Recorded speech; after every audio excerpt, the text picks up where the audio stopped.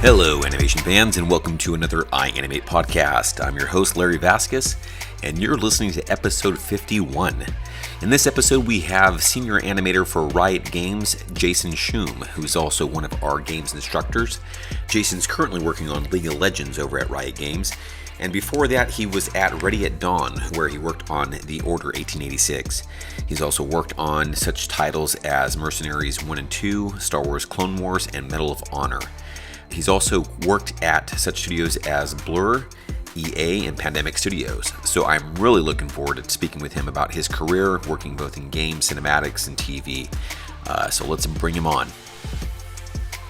First of all, I always like to thank my guests. I know, as you mentioned here, you're kind of getting home late and stuff, and I know you've got a schedule, and so we just always really appreciate your guys' time, and it's a neat portion to be able to kind of give back to the community. So I really just like to, first of all, thank you for joining us in this podcast.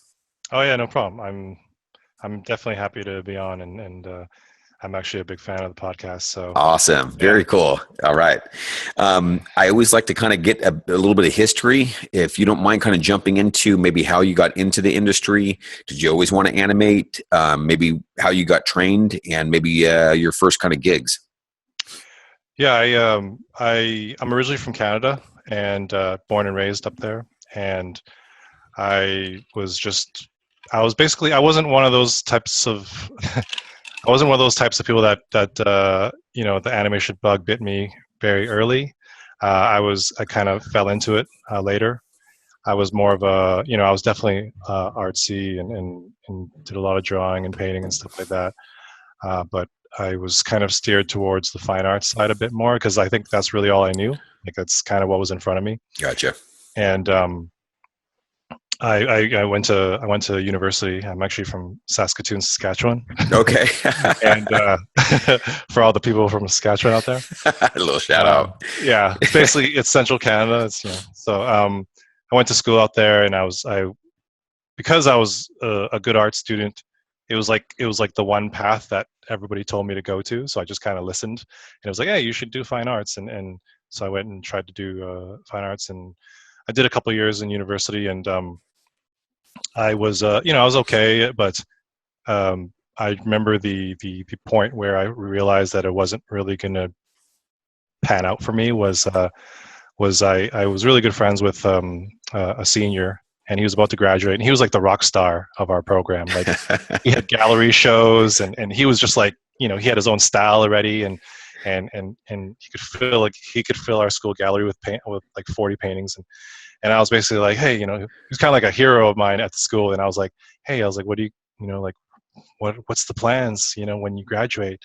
And he was like, a cousin of mine, he's a flight attendant. He knows there might be some jobs, being a flight attendant. And I was like, what? I was like completely blown away. I was like, it like rocked my world. I was like, you're like the star of our program, right? And he looked at me and he was like, dude, he's like, do you know how hard it is to be a fine artist? Like just establishing yourself in the industry, and you're having your own shows and doing all that kind of stuff. Like, and I was like, no, I hadn't even thought about it. I was just painting and drawing over here. Join the ride, huh? Yeah, exactly. And then that was like, I have many like kind of like light bulb moments in my path, but like that was like the first one where I was like, oh, like I have as much talent in me as he does in his pinky, so I'm not screwed, right?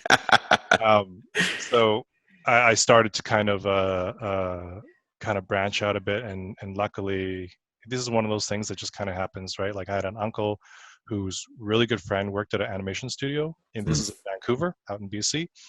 And I was just happened to be there out in the summer. It was summertime. I was spending my time out in Vancouver, and he called her over to his house, and I was staying there, and I showed her my portfolio. I was all fine. It was all like life drawing, nude models, all that stuff like that, still art, a bowl of fruit. And she was like, cool. She's like, this is, good stuff, solid stuff. But, this is nothing like what we do. And she like pulled out this folder, and it had like character design sheets and, mood boards and all the kinds of like promo art and stuff like things like obviously I'd grown up seeing, but I never, it just didn't click for me. Isn't that funny? Yeah. It was just like, okay, yeah, I guess that's. And he was like, yeah. She was like, yeah, like if you want to get into it, this is what you need to do. And she's like, you should go to school for this. And up in Canada, it's kind of like at the time, this was like 1999, and Hang on a second. it was You cut out. oh, am I back? Testing, testing. Nothing. Oh, let's see here. How about now? Am I good? You can't hear me at all. Second. Make sure it's not on my end. Audio. Hello. Test. Hello. Hang on, it might be on my end because I'm testing the speakers. Hang on a second.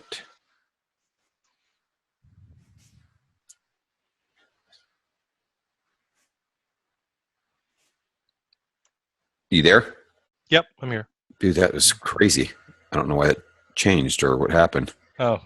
Okay. We're still recording, so I think we're good here. But you mentioned this was in Canada and you went to go into the year. Yeah. So up in Canada, like for schools at the time, it was kind of like you either go to Sheridan, where a lot of 2D animation was done, or you maybe try your path at this new thing called 3D animation. And there just happened to be a really good school in Vancouver called Vancouver Film School, and I happened to just I stopped by, checked out an open house, and was just I saw that it was, to me at the time, it was just like these, I honestly probably couldn't even tell the difference between 2D animation and 3D animation, like visually looking at it. Like I was just like, if someone was like, oh, this is done on a computer, I'd be like, oh, okay, cool. Like, but people were like, oh, 3D, this is growing. And it was around the time that I guess Jurassic Park had just come out, and it was like, oh, like this was done on the computer. And I was like, oh, that's amazing. Didn't even know how it was done. So, and so I decided to enroll there, and it was it was probably the best decision I ever made. It was, at the time there was like 1 year programs there. Okay. And I was very computer illiterate as well, so I basically walked into the school not even knowing like what a megabyte was, and 10 months later I walked out with an animation reel. It was like a super intense 10 months. I basically just lived, eat, and breathed animation and CG in general, and it was a really great experience. I happened to be in a good class with a lot of talented people that I could kind of bounce off of, and once it was more of a school where they push you to be more into film, and so I was just like any other student coming out of school, where I was like, oh, I want to go to Pixar. Pixar is where, that's the goal. And just like any other student, I applied, and just like any other student or most students, I got a nice little rejection thing. Actually, at the time, back in the day, they used to, I assume they don't do it anymore, but they used to give out rejection postcards. so I get send off my reel, and in the mail I get back a little postcard. Woody's on it. He's all happy, and he's kind of like, he's like, sorry, try again, or thank you, kind of thing, right? And it's funny because I kept it back. This is back in the day when you had to like buy videotapes and make your own headers and your own little stickers on the videotape and send them out physically, and they would send back snail mail back to you. So I would keep all these rejection letters. But yeah, it was an interesting time because and I tend to tell students this too, which is for me it was a really depressing time when I graduated, because no one told me that you're kind of like on your own, right? So when I was in school, I had this great support system, all my peers, my teachers. I had this amazing state-of-the-art equipment. You knew where to show up every single day, and all of a sudden you're finished school and it's all gone.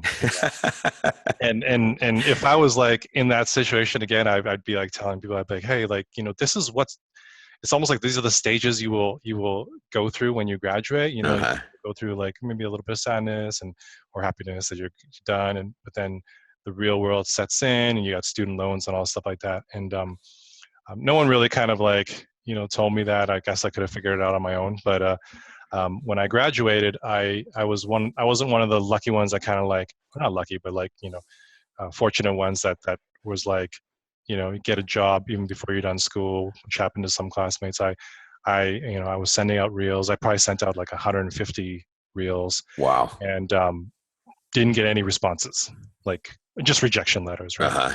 And it was, yeah. So I'm from Central Canada, and my student loan money ran out, and I basically had to move back home with my parents back to Central Canada, and it was very much like when you're on your own, and then you kind of have to go back under the roof of somebody else's rules. Uh-huh. Uh-huh. So all my friends in Vancouver were like, don't go back, because you're not going to come back. That's what's going to happen. You're going to go. You're gonna go back to do it. Your own Get way. settled in over there, huh? Yeah, exactly. Get settled in, and so that was a big worry of mine.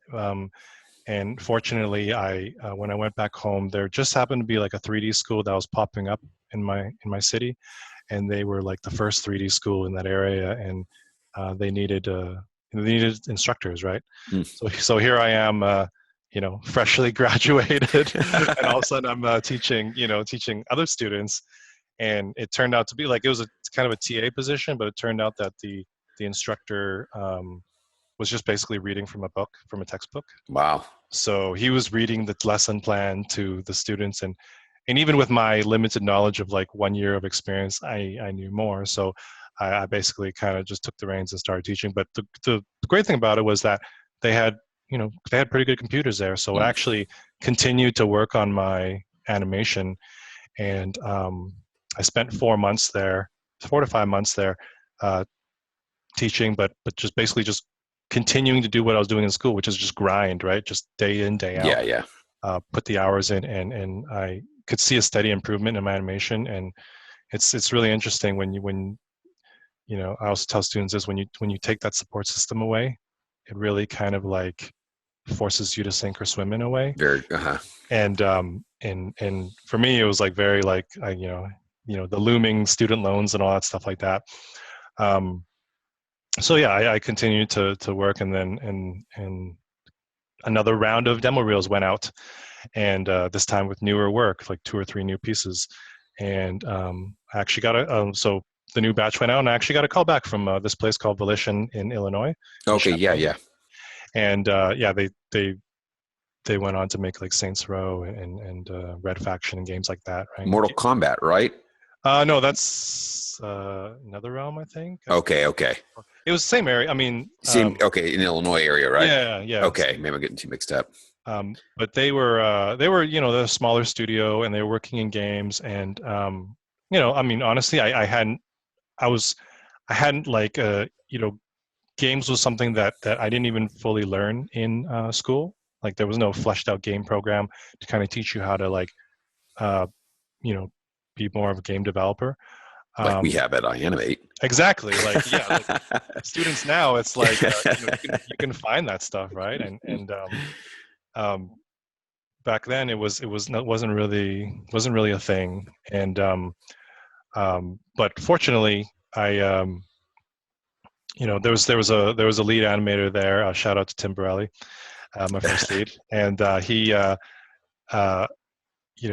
he saw my reel, and they flew me in, and that's kind of how I got my foot in the door there. And just as a side note, like when I had started and a few months into my gig, I happened to have a conversation with my lead, and I was basically like, I was very curious. I was like, what made you kind of like pick me, out of however many people there were? And he gave me an interesting answer, which was that he had seen my reel, my first reel when I graduated, and he was kind of like, yeah, it's all right, whatever. It's like, it's fine, but not quite at the quality that we're looking for. And he actually saw my second reel when I applied, and he basically was like, oh, this guy is growing. That's right? killer. There's a trajectory here. Nice.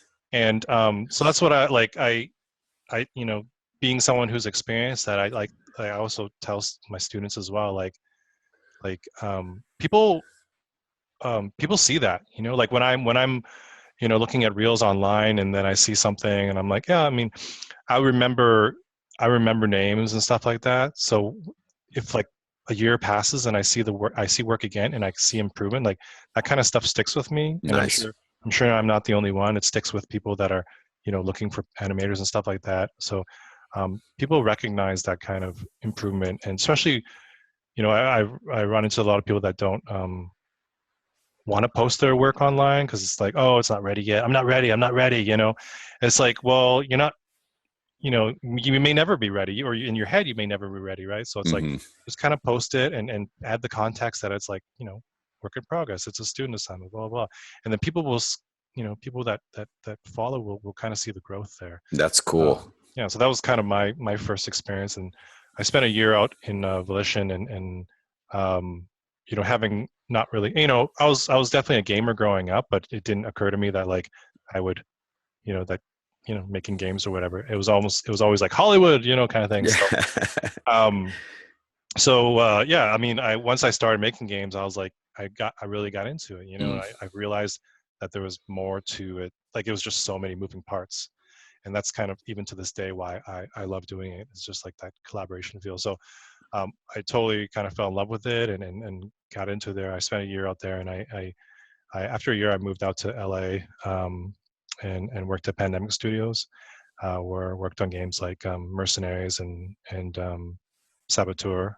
and I spent 9 years there, and which is a long time Yeah, for that's great. in the industry. Yeah, um, they ended up shutting down in 2009, but it was it was an amazing time. It was great company, and after that, I because I got laid off, it was kind of like it kind of stung, and it kind of hit me out of nowhere. Like it was the first time I got laid off in this industry, and um, I was feeling just a little burnt out from it, and I decided it was a good time to try other things. So I decided to try like more kind of VFX, cinematics, film type stuff. So Hmm. I spent a few years. Fortunately, being in LA, there's a lot of effects houses and cinematics houses here, and so I jumped around and I worked. I jumped around to places like Blur Studio, working in on a lot of cinematics there, and places like Zoic and Psyop, and working on commercials and films, and yeah. So it was that was really great because every single place I went to I was exposed to a completely different workflow, Okay. right? And very much in the vein where like the very first industry job you get is like this.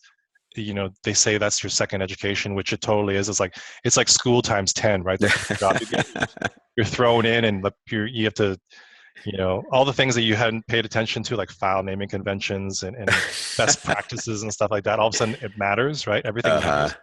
So my my third education was when I left games for a few years and started doing like cinematics and film type stuff, because it was a whole nother um, education. Like all of a How sudden, so?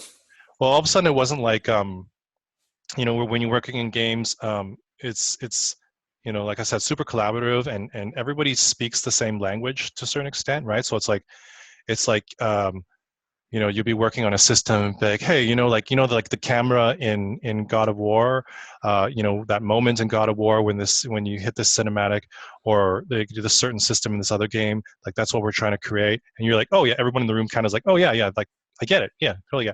So once I got into film, I immediately went to Blur, and I worked at places like Third Floor, like doing previs and stuff as Hmm. well. And it was the same conversation, except it was like going from Maya to Max, right? It was like all the functions are there, but the names are completely different. So all of a sudden I'm sitting in a meeting, and it's like, oh, like this rack focus shot from this film and this particular sequence from this film, and everyone in the room's like, yeah, yeah, yeah, yeah. I'm just like I have to, like, like I watch movies just like everyone else, but I'm not like, super film buff Uh-huh. that everyone else was. And so it was very much like my whole my whole language of communication was flipped, right? Like I could talk the gaming language, and all of a sudden everything that like by then I'd been in the industry for 9 years, and it was almost like it didn't even matter. Like it was just like you don't speak this language, so it's harder for you, and so I had to kind of relearn processes and just kind of different things. And it's not to say like that they were completely separate. It was just like I'm talking about like the day-to-day minutia of the process, right? Right. It's different. Like it's all animation, obviously, but Right. just the kind of day-to-day is a little bit more different. So Variation in dialect, so to speak. yeah, and that makes sense. And I've seen that happen like on the other side where it's like, you know, very experienced non-game animators come into games, and they have to ramp up too, right? You have to be able to like, if you don't play games, it's like, oh, you're probably in for a world of learning, right? A world of education. So it's all about doing your research, right? And taking the challenges as they come. So to me, that was like my first education in games, and then my second education doing the film stuff. So after a few years of doing the film stuff and just kind of freelancing around, as anybody listening who's done that path, it's like it's a bit of a grind, it's a bit of a hustle, and I was starting a family, so I found myself missing games and missing just the kind of not just the collaborative process, but also the kind of longevity of the projects, and which means stability as well, right? Right. Some people might laugh like stability in the game industry, but it's true. It happens. It's like depending what studio you're at, right? And so I went back into games. I went back to EA and worked at EA for a while, and then I went over to Ready at Dawn, where we worked on the Order 1886, which was a PS3 game. And then after Rad, I came over to Riot, and I'm been at Riot for about a year and a half now. So is it senior animator? Senior animator, yeah. Working on League of Legends, specifically on the skins personalization team. So very cool, very cool. I haven't played it at all, but I loved the look of the Order 1886. I thought that was really, really cool look. It was I learned so much on that project. It was I actually moved from LA down to Orange County, like just an hour south, for the company, because I thought it was a really cool project, and visually it was just they definitely hit a good bar, especially with a small team. Like in games, some of these games that you see that are super, super high fidelity, and just like really pushing that quality bar. There's 200-300 people behind there, right? Wow. Just cranking, right? And at Ready at Dawn, it was a very small team. Like we were in-house, maybe over 100 people. Obviously, we had remote people here and there, but we were definitely a smaller squad, and it's definitely a talented team. Learned a lot. Now that was for the PS4. For the PS4, yeah. So, okay, gotcha. Sorry, I said PS3 before. PS4. Yeah, that's what I wanted to make sure. I was like, I thought that was a newer one here. Yeah. Real quick question, because I want to keep going in this vein here. But what was the deciding factor? What made you want to move out from Volition over in Illinois to LA? I guess it was a couple things. I think it was somewhere that, regardless of project or company, it was somewhere that I wanted to go. Like it just growing up in Canada, it was kind of like LA is like this place, Okay. So yeah, it was kind of somewhere I was like, I thought I was going to spend like a year out here, and I'm going on like 17 years. So so it was more like trying out a city, and then also it just happened to be I think at the time, and it still is, one of the major gaming hubs in North America. A lot of different studios here, which means you can you're not just, it's not like the only game in town, right? That studio, right. There's a lot of studios, which means there's a lot of competition, which means there's a lot of good quality people and opportunities. And then also on the other side of it, it's like, when there's a lot of companies, like companies have to treat you well, and so I guess industry works that way when there's a bigger industry. So those are the two big things for me. Gotcha. Okay, so from there, you mentioned you're a senior animator over at Riot Games, and you're working on League of Legends. What are you doing on that? So I'm basically just animating on it. I'm on the skins team, which is well, I guess it's the personalization team officially, and the You said way Skins team? yeah skins. So the Okay, way that's what threw me here. Okay, so help me out here. yeah, it's so the way League of Legends is split up is that there's on I guess more of a general level on the arts side, there's three mini teams, right? And there's a champion team which basically makes the new characters in the game, the new champions. We're constantly creating new champions. I think we're over like 150 right now, and we keep making more, and they keep pushing the quality bar there. Cool. And then there's the champ up or champ rework team, which is basically like, being that there's 150 characters and that this is like a, going on 6 or 7 year old game now. There's some characters that could use some visual upgrades, right? Mm.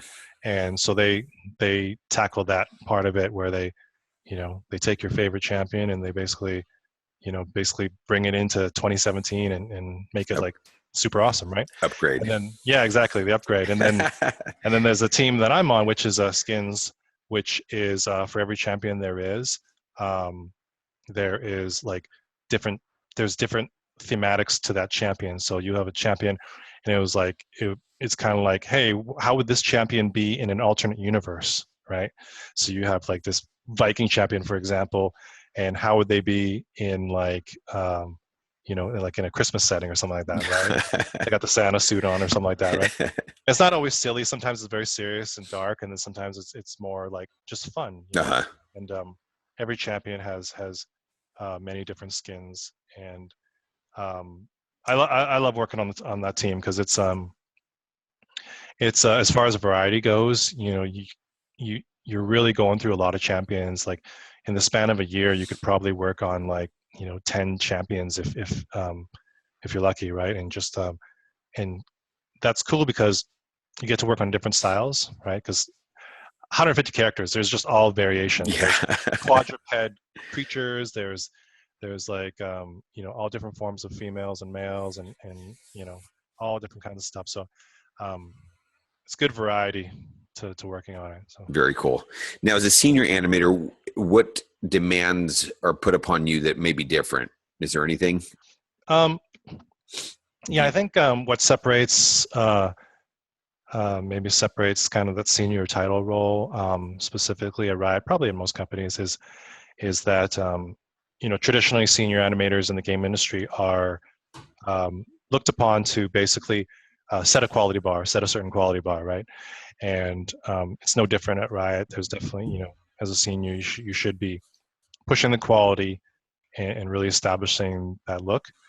But also Riot, it also means mentorship as well. So being able to not just crank out badass work, but to be able to convey and communicate how you do your process to like associates or mid-level animators or other seniors, or your principal animator, right? Just being able to communicate that and actively mentoring or leveling up people around you or animators around you. I think that's definitely a big pillar of what being a senior is at Riot. Okay. So yeah, those are the two big kind of things. That's neat because as you're mentioning that, obviously for those that don't know, you're one of our games instructors here at iAnimate. Yep. So that's kind of a similar role in regards to the mentorship here. What do you look for in regards to maybe people who are coming into the gaming industry, or maybe a new hiree at Riot Games there that might be kind of coming under your team there that might be more junior? What are you looking for? I think I guess there's probably a few things that to kind of like to start off is obviously just like getting your foot in anywhere. It's like there's a certain quality bar to which you need to be getting to, right? And so that's kind of like the baseline. That's almost like a given, right? Yeah. And then once you hit that quality bar of being able to be in a junior role, it's all about, to me at least, like it's all about your attitude and your trajectory, right? So attitude being, yes, you are, hitting this junior level quality, and but like, how's your personality? How's your attitude? Are you like, what we tend to talk about at Riot a lot is like a growth mindset versus a fixed mindset, right? And Riot as a company is always looking for people with a growth mindset, people that are looking to improve and grow and continue to grow, not just in their craft, but also like, um, you know, I guess resilience is being maybe the wrong word, but just kind of adaptability, right? So like Okay. being thrown something outside of your discipline and just rolling with it, right? And picking it up and trying to bring the same quality you would bring to that as your animation, right? So finding people that um, are want to face that challenge, right? And that's something that we kind of try to pick out when we're interviewing or talking to people. And that kind of goes with trajectory too, right? Like looking at somebody's work and kind of trying to suss out like how you see them like a year from now, 5 years from now, 3 years from now, right? Like talking to them where what their goals are and stuff like that. So I think personality is a big thing, because like there's definitely a big kind of emphasis placed on culture at Riot, Mm-hmm. and just the culture at Riot is a very important thing, and how you kind of fit in, and so yeah, that's something that definitely is placed as high importance as What well. would you say the culture is there? I think I mentioned the kind of growth and fixed mindset, but also Okay. kind of like very very, very, very collaborative, right? And it's the kind of place that I guess one of the reasons why I really enjoy working there is how collaborative it is, and it's like a lot of other companies. It's kind of like more of a, like a lot of the game companies, is more of a flat hierarchy, right? There's still roles and positions like juniors, mid levels, and seniors, and principals and leads, but the that's more of like accountability, right? Okay. As far as like day to day, like I've been at other companies where like I could create an animation and like everybody hates it except for my lead. My lead loves it, and guess what? It gets approved because my lead loved it, right? And it's like, other people can hate it, and they're just like, oh well, like it got approved from up top, so that's fine.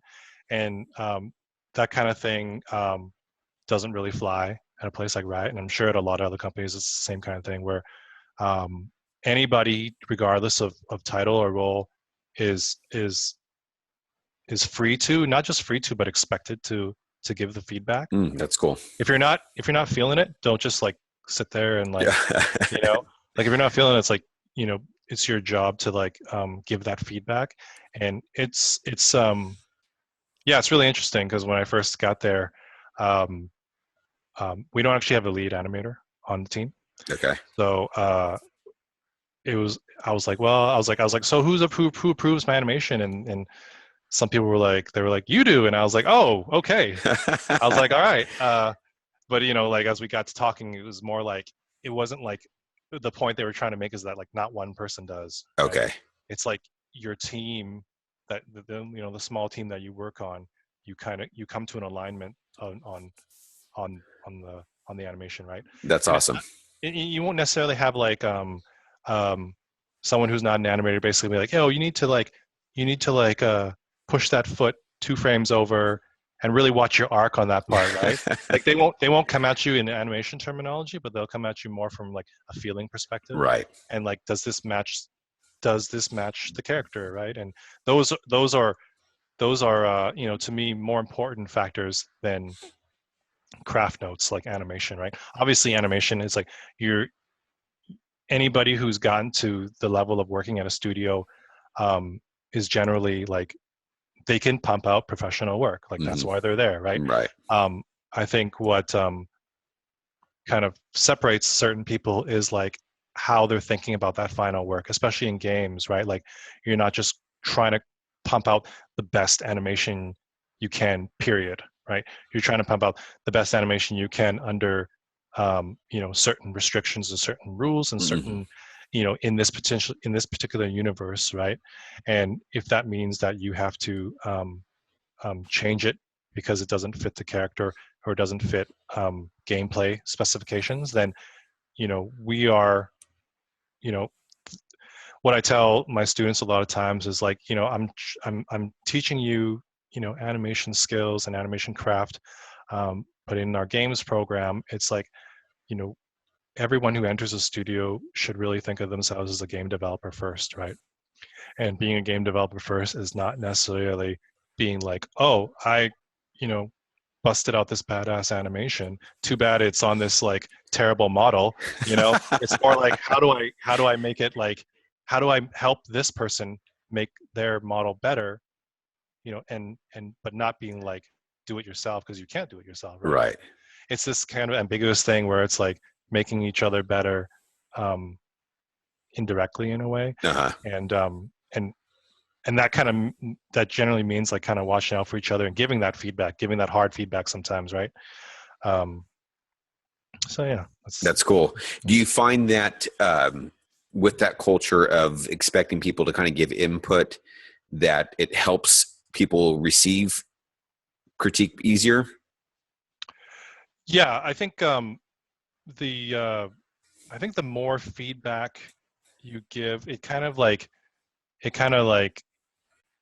hammers away at this thick layer of like of the shell that you have, right? So if you're not used to getting feedback or giving feedback, the more you do it or the more you receive it, it just starts to feel normal. Right. Okay. So, I think just kind of like for people that are not like used to kind of doing that day in day out, it can be a little difficult in the beginning. And for me, who's kind of like done that for a long time, even when I got to a place like Riot, where it's very like hardcore feedback loops and feedback culture, it was actually difficult for me too to kind of like really amp it up, because it's like I said, like getting an alignment with the team, like that's not a tagline. It's like a thing that needs to happen, right? That's cool. And so yeah, like getting visibility on your work and that's a hard thing to like do on your own. So because everybody's kind of like, if everybody buys into that feedback loop, then it starts to become an ingrained thing, almost like institutionalized. Is like it just happens. Okay. Yeah, so yeah, it's just hard to get started sometimes. Yeah. Now, how do you guys get feedback at Riot? Is it something you guys kind of go around in desks, or is it something that you guys have kind of dailies, or how does that work for you guys there? We generally sit. We kind of like jump between most studios. Like they sit, like there's an animation pit, there's a character pit, there's a VFX pit, and then some companies work different, where they're less discipline grouped like that, and they're more like product grouped. So like if you're working on this character in the game, anybody who's working on that character, you guys all get together in a little pod, right? Or if you're working on this level, everyone who's working on the level gets together, and maybe you break up after like a week or a month or something like that, and you go back to your discipline pods, right? And I think it's the same kind of thing at Riot, where we're all intermingled. So like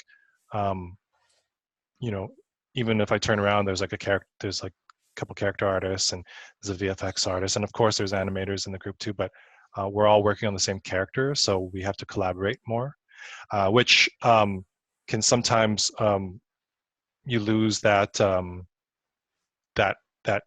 the animator on the shoulder beside you and basically, hey, check this out, what do you think? And then they go, oh, you should move this. Like, okay, cool. And then that kind of interaction kind of gets lost sometimes. So we have to be very conscious of trying to like meet. So we tend to do stand-ups and walk-arounds and stuff like that, and get everyone together to make sure we're still doing that. Okay. So we have like 2 or 3 meetups a week where we can do that kind of stuff, and we operate in Slack and all that stuff like that, and we're constantly like posting things for feedback and getting things like that, which can be a little bit more difficult with some of our remote animators. But we make it work with like Hangouts and stuff like that. Very cool. Your time at Blur Studios, if you don't mind just kind of transitioning, I noticed when I was watching your reel, you got to work on a very, very cool project that I liked, was the DC one. Oh, yeah. That was killer, man. That was some killer stuff. Yeah, I really liked that short, whatever. I mean, was it a short? I forget. Yeah, it was a short cinematic. Yeah, it was just amazing. What was the culture there for you at Blur Studios?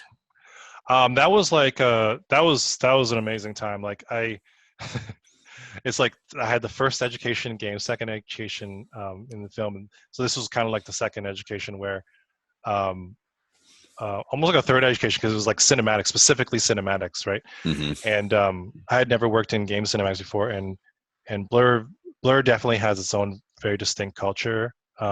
Everyone's very tight knit there, and they just have a good vibe, and they've all worked together. Like, you turn around cinematics in a matter of like 2 to 3 months, right? So if you're working together, you've gone through over a year working together, you've gone through like 4 projects together. When things were on fire, things got a little hairy, and you form a bond, right? And so going there, I could sense that on the floor. It was just like this very tight-knit group of developers or artists, and they work hard. It's definitely a work hard, play hard type place. Okay. And so the reason why I say it's kind of like a third education for me is that I really learned how to like polish my work there. And working previously to that, like working in games, you don't have like a ton of time sometimes to really like narrow down on things and really like watch your spacing and your arcs and really go frame by frame on certain things. And that's totally fine with me because I'm definitely in the school where it's like a thought of mine where like if you've hit the essence of the shot or the essence of the character or the essence of the move, you've provided player value, like 90%, 95% player value, and everything after that is like really trying to impress other animators, right? So like you're like that amount of like spending another day to go from like 95% value to like 97% value is like, is it really all that valuable when you can putting that effort into like other animations? Gotcha. So that's my school of thought on certain things. But like when I went to Blur, it was like all of a sudden that last 5% really did matter. That last 10% really did matter, right? And it was really interesting to me because I was so used to like taking things to 90% and making it look like pretty good. And maybe to the somebody who's watching the cinematic on the internet, that 90% to 100% they don't fully catch, right? It's just like, oh yeah, it's still cool, like but it matters, to a lot of people. Yeah. And that's where I learned to like really dive into that, because they had some really talented animators there that just like I think just like a place like Riot or Ready at Dawn, where it's like they were like the stakeholders of quality, right? Mm-hmm. And it was like, if you don't have those stakeholders of quality at a company, things just start slipping, right? And when you do have those strong voices, keeps everyone in check. That's great. Yeah. So the supervisors and lead animators there, they were very much we would have dailies, like sometimes we'd have dailies twice a day because it was just so like like you're just iterating so much, right? Mm-hmm. And you need to get the visibility, you need to get the eyeballs on it. So that's where I learned to kind of like take my work to kind of more of a polished state. What were some of the things that maybe you learned during that time to train your eye to look for that last 10%? Was there anything in particular that you can remember? I mean, it seems like fairly obvious now, but even like when I was there and I was many years into my career, like I still wasn't like super I didn't fully like grasp spacing, which sounds weird as like you're however many years into your animation career, but it was something that I didn't totally pay attention to all that much, and I honestly didn't even really see the importance in it Mm-hmm. until I got somewhere there where like they really broke down, like if something is moving from frame 1 to frame 10, the spacing in between. And I would like, I'm definitely, uh, I definitely, it's like, I'll let Maya do the work sometimes when I feel like it's right. Like I'm definitely not in the camp where it's like, don't let Maya do anything. Right. Right. I do feel like, yeah, sometimes Maya does do a good job of interpolating certain things. Right. And but then I learned at Blur where I was like really taking control of each frame. And like, I wasn't in that mindset when I got there. Right. Right. It was very much like, hey, it looks good when I set a key from frame 1 to 6, but it's like, oh, at Blur I learned how to like take frame key on frame 3 and like and Favor one side of it. Yeah, favor one side or the other. And it's like, oh, okay, like I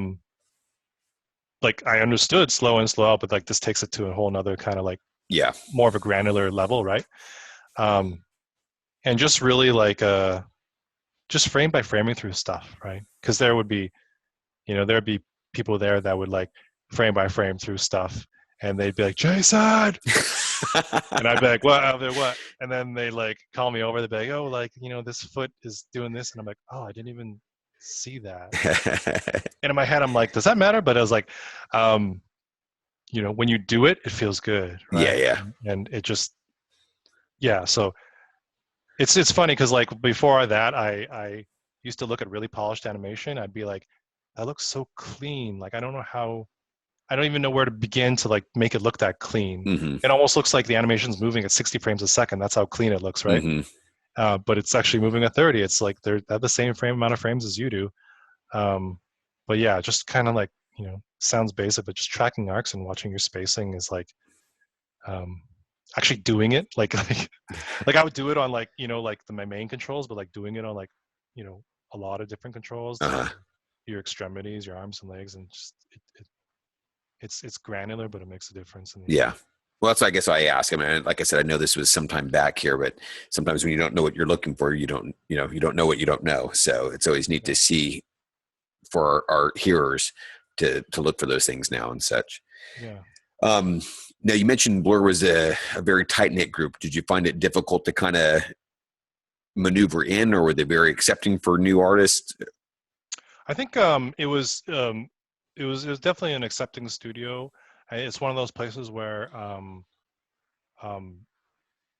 again, like I kind of compare it to Riot in a way where there's like a trust factor, right? So like and I feel like I get that sense that a lot of studios, especially studios that are really cranking out like really high fidelity work, like there is a trust factor when you walk in the door, like you're here for a reason. Yeah, you're here for a reason. Like we trust you're here because somebody said, hey, you belong here, mm-hmm. and you're good enough to be here. So we're going to at Riot is like a tagline. It's like default to trust, right? We default to trust because we assume that the person beside you has the best intentions for the product, right?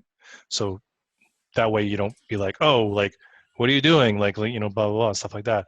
And I felt like Blur was definitely that way. They kind of like there was a trust factor there, and it was kind of up to you to kind of lose the trust in a way. Mm-hmm. Right? And sure, that happens all the time, right? Where it's like people can't hang, or they're people kind of go in and out kind of thing. Mm-hmm. I found that so there was like a very much an attitude of like trusting the person beside you, that they're there to do the best thing for the cinematic or for their team. But at the same time, it was also very much a place where, if you're not doing the work that is expected of you, they're not the type of company that's going to carry dead weight, right? Mm-hmm. And there's a lot of companies out there too where they'll you can float by, especially on bigger teams. You can definitely kind of just like just be good enough kind of thing. Keep squeaking through. Yeah. And you don't get a sense of that at places like Blur, where it's like, how is that person still here? At least my personal experience, right? I'm sure everyone has different. Gotcha. What's been some of the most difficult or challenging projects that you've worked on, and maybe why? Most challenging projects. A lot of the stuff at Blur I worked on was very challenging for me, just because it was New environment in regards to jumping from games to cinematics. just proving that I belonged, which was Okay. a hard thing. It was like a mental thing for me. Like, Okay. and yeah, so those are very challenging to me, and just like the animators shot before you and the animators shot after you are both like kick ass, Yeah. and you're just like, oh man, like what? How- I have to like keep it flowing. So that was definitely a challenging experience, but definitely like when I left games and I started doing like the film stuff was very challenging to me, especially like the previs and live action stuff, because I had never worked in live action before, and just like working with plates and kind of like the VFX, like everything that didn't exist in games, like match moving, compositing, rotoing, and stuff like that. They're all very new things to me. And everybody that I was working with, it was one of those weird things like that. Like I came in as a senior just based on my experience and the certain quality level that I brought. Yeah. But I was I was kind of a junior in certain aspects of the process. So Gotcha. it was this really weird thing where it was like, hey, you're the new senior, but you want me to teach you how to bring the live action plate in, kind of thing? Like, yes, please tell me. So it was challenging in that respect, where sitting beside animators that had worked on, like, this animator I sat beside worked on the episode 1, 2, and 3 Star Wars stuff and Jurassic Park and stuff like that. It was like it was like a mental thing where you're like, oh man, like these are some badasses around me. And then but as I think what I find is like the greater the challenge, like when you do achieve it, it just feels so good, like when I final like some of my first shots, where like in dailies they're like, yep, the shot's final, and you're just like like I final the shot that is of the quality of this person that I really admire, right? That I've seen their work online, and it's always it's a good feeling. And and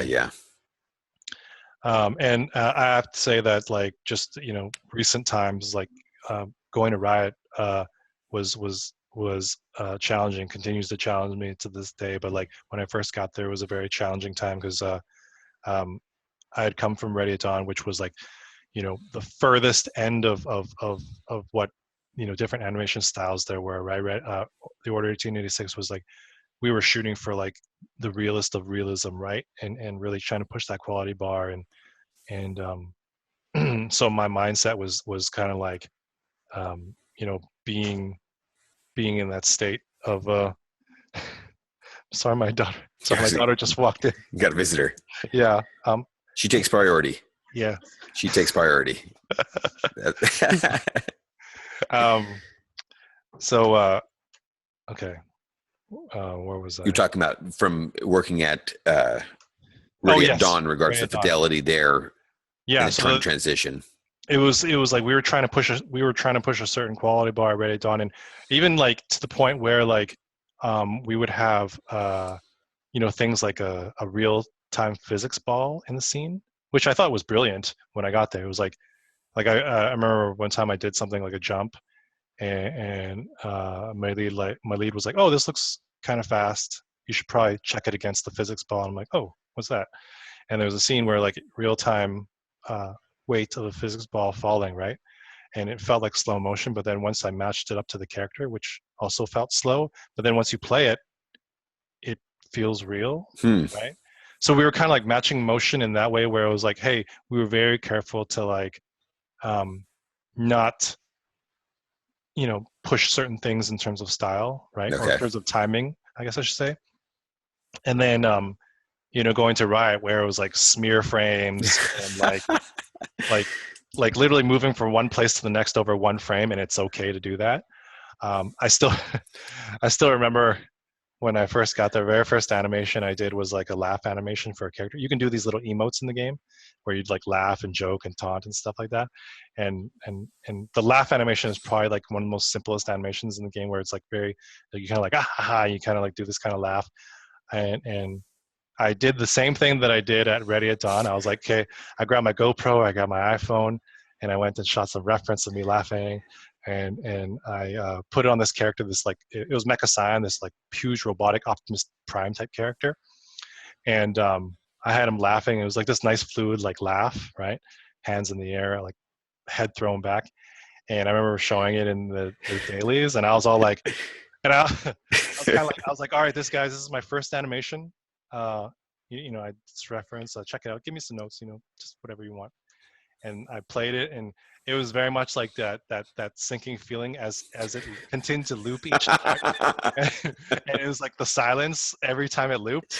It probably looped like 10 times before one person was like, I think you should push it more. And everyone, like, this is obviously like everyone trying to be nice, so they don't know me, right? It's like you can see people's like expressions being like, "This is the new senior animator." Okay. Right, so like, and I was like, afterwards, I was like, very much kind of like, okay, like I really need to switch it up. Like I need like almost that. Yeah. Like I don't. Okay. It doesn't matter that this is like fluid and everything. Like, so I just like translate why, and the root was literally like jumping off the ground as he was laughing. Right? It was just like that much kind of like up and down, and it was like snapping as it was like laughing, and then next time I showed, they're like, oh yeah, that's more like it, right? And then I had to like recalibrate my brain. But for me, my base animation mindset is to be more fluid, and I'm constantly like fighting that at Riot, where Gotcha. like, I'm trying to make it snappier and get that impact, and almost to the point where my animator brain's like, no, this is wrong, right? But like being like, this is going, like talking to myself, being like, it's okay, it's going to look good in the game, and so that's something that like it's been a challenge in that. Very cool. Well, one of the things I really appreciate that you do is you post quite a bit on social media, and that was one of the things I have noticed of the animation stuff and tests that you have done, is you do have some of that. And I think we posted on our Facebook, on our Animate Facebook, where you had some nice squash and stretch which was, I think for me, kind of a eye opener for a games type animation. You typically think about that in a feature or commercial where it is kind of that style, but for you to push it over even a frame, it made you feel that snappiness there. Yeah, it was and that's something that's like that's been an education to me from like the badass animators that are Riot, right? Like constantly pushing that style and like ingraining it into my head. And that's been like, that's the whole reason why I wanted to go to Riot, was to kind of like push that, like to kind of level up that part of me. Right. And knowing that it would be fun, but knowing it would be a challenge as well. Yeah. Very cool. What have you been enjoying maybe the most and learning the most as an instructor here at iAnimate, teaching you our games? I think for me, it's like I've taught at a lot of different schools in the past, like brick and mortar, mostly brick and mortar type schools. And the part that's really enjoyable to me is like when you like people are serious here, right? Like I find that like nobody's gonna seek out iAnimate and sign up and just like not care or not be in it, right? And so for me, there's like this baseline level of dedicated people that want to learn, right? So when you have a room like that of people, you get to certain milestones quicker, right? Cool. You don't have to motivate. You don't have to like kind of like pull people and walks through certain things. It's like everyone there is super hungry, so like they'll figure things out, right? And that's a really cool feeling that like I can I can teach what I'm going to teach, but also leave spaces for them to like figure it out themselves, right, in a way. So it's like I will take you this far, and the hard part of like the kind of maybe creative side or ideation side is like that falls on you to like do it, and I will kind of give you feedback based on that, right? So there's like that level of dedication that I think is really cool, that I found to kind of like be a pretty standard thing in my 2 years here. That's awesome. And you know, I think just general teaching stuff is like I love the light bulb moments, right? And they're always just like seeing the progression of someone from week 1 to week 11, and you know, and like not even like it even past that, right? Like I love keeping tabs on my former students, and it's been good here because like people are really good about keeping in touch. So like a lot of my former students, they still hit me up and we'll interact on like social media, and it's awesome. Like the best feeling to me is when I like go on LinkedIn and then like you get those updates, right? And it's like a former student of yours like now has like a job here, and you're just like that is awesome. Like that just like is like I like that 100 times kind of. There you go. You know, send them a note, basically be like, congratulations, like basically like being like, yo, like I've seen you level up so much, and it's just been amazing to see like your growth. So that's huge for me. I love that's killer. That. Very cool. Well, that's what's neat, having you guys like you here teaching. One more thing here before we close. I know it's kind of late here, but the Anim breaks that you've been doing and you've been posting, can you talk a little about those? I want to give a little bit of a plug, and people can kind of check those out as well. But what can you tell us what they are and why they got started? Yeah, I guess you know, I was kind of doing some tutorial stuff, and I noticed when I was doing them, it was like it's always my point of view, right, on when I'm teaching, and I get these like great notes and tips through like just random conversations at work. And there's so many times at work where like we're just talking at somebody's desk or at lunch or something like that, and we'll just like not even meaning to, we'll just like dive into this animation conversation for like 5 minutes, and then afterwards like we'll just be like it's just between me and that person. And it just so happens that like when I in an effort to kind of like get to know the whole animation team at Riot, or like one by one, you know, obviously I know them and I see them in a group setting, but like I don't get a lot of one-on-one time. Right. A while back I started kind of like doing weekly one-on-ones, and this is just impromptu, and I feel like it's a good thing for anybody to do, which is like basically just set up one-on-one time with your team, right? And that doesn't mean you have to be in a lead position, right? You could be an associate level and basically like hit up somebody and basically be like, hey, can we sync up and just like, you know, talk shop for a bit for like half an hour at your desk or something like that. So I started kind of doing that for the like just me kind of like going to different animators, and I did that to kind of try to set an example for a particular animator that I was mentoring at work, to basically get her to get different perspectives, because I was mentoring her day in, day out, and it was like she was just hearing from me, and that's just one perspective, and you know, that's, you know, it should be more than just me, right? It should be the whole community should be lifting everybody up, right? So to kind of try to lead by example, I was like, hey, I'm going to do the same thing, and I'll meet with different people, and we'll kind of like talk about what we learned in a way. And I found that I was getting like tremendous value from it, right? And these are people that like I already talked to, like right. But when you're just sitting there and you're like, hey, let's talk about animation specifically, and like I started up by just going to people's desks for half an hour and basically being like, hey, what are you working on? And they'd open a file, and I'd be like, oh, like what's your first pass look like? And then they'd open that version or whatever, and we just get into this animation discussion, right? Cool. And I remember the specific sparking moment was like me and this other animator were talking, and he was basically like, I was like, how do you get these great poses? Like, you're always like, there's never any like kinks in the pose. It's always this nice, strong action, right? And he was like, oh, you know, I only animate the root, and you know how there's generally 3 controls on the spine? I only animate the middle one. And I was like, wait, you don't even animate the top and bottom control? And he's like, no, he's like, I just animate the second one and the hip, and I feel I can get good poses and I can tweak my curves. And that just blew me away because I was like, how are you not animating the whole spine? You know, because I'm the type of, I'll just grab all three and I'll just start curling it, right? and and he was like, and you know, the proof was on the screen, right? He was getting, and I was like, that's amazing. And I was like, I'm going to try that. And a senior animator who was sitting beside me, actually, or that was not in the discussion, but he was kind of just like listening because we were just talking. He like turned and he goes, and he was basically like that was like he was basically like, that was an awesome conversation. Like I feel like everybody should have just listened to it and it would help them, right?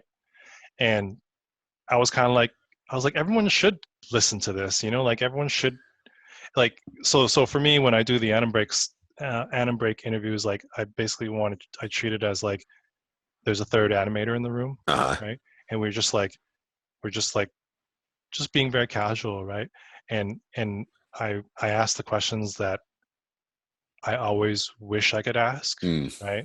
And a lot of times they're just like, you know, pretty obvious questions, but I find that just like in class, sometimes the obvious questions are the ones that aren't always answered. Right. They're just assumed and nobody's really kind of, you know. So I try to like dig in. And so why I call it Anim Break is because I specifically was wanting to hear the breaking in story. Okay. I get that question a lot from students, which is like, kind of like, how did you break in? And I can only give my perspective. And I think it'll help to hear so many different perspectives. And a lot of times when I hear breaking in stories, I wish I could ask follow-up questions. Like when I'm listening to something, I'm like, oh, like, because like a lot of times it's like, oh, you know, I went to school and then I you know, I got my foot in the door here and then I went to this other company. You're like, wait, how did you get your foot in the door there? You know, like what happened? Like how was the interview and stuff like that? So like that's like the kind of moment I want to like focus in on. Very cool. Because students generally like, how, like I know you got your foot in there, but like how, like, did you meet somebody, blah blah blah, or whatever, right? So just trying to like kind of like you know, spread that and hopefully that gives people good value. Yeah. So. Well, that's why I appreciate doing these podcasts. And I love just what you mentioned earlier, the fact that you got these rejection letters, you used that time that you had, that you were teaching to, there is no easy paths. It's a matter of hard work and dedication, and you use that. And I think that's just one of those great informations that when people are listening to this interview, they're like, oh yeah, I got, you know, and keep motivating them. So that's awesome. I think the kind of, you know, the blanket thing that I always tell people is like, I think sometimes, you know, I like to give people perspective on the stories and stuff like that, but it's also good to remind people that like, sometimes when people are asking that question or different questions like that, they're looking for like a magic pill, you know. They're like, oh, that's how you did it, that thing, right?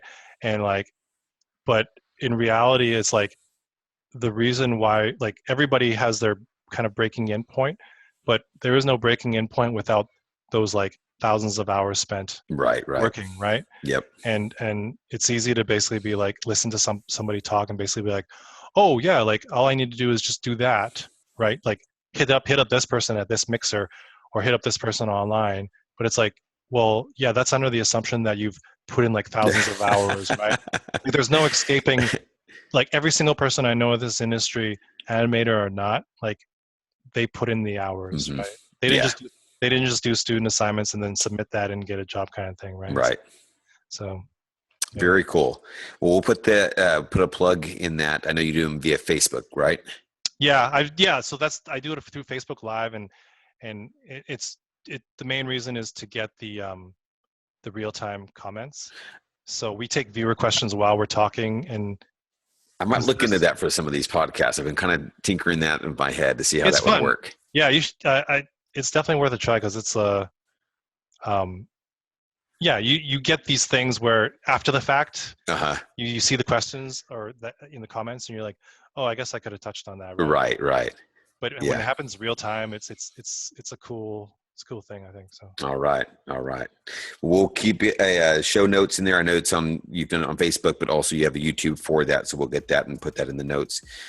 Jason, thank you so much for your time. I really appreciate it. It's always great talking with guys like you. You know, it's like you mentioned, the Anim Breaks. Everybody's got a cool perspective and a unique input. So I really appreciate your time very much, and appreciate you teaching here at iAnimate.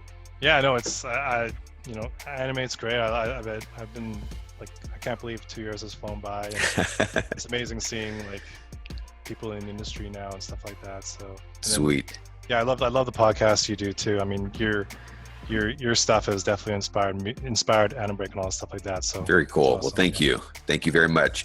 All right, well, we'll catch you another time. Thanks again. Yeah, thanks.